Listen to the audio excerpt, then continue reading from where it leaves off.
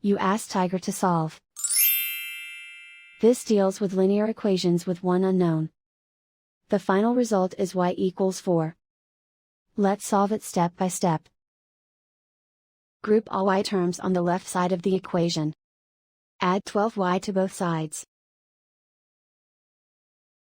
Simplify the arithmetic.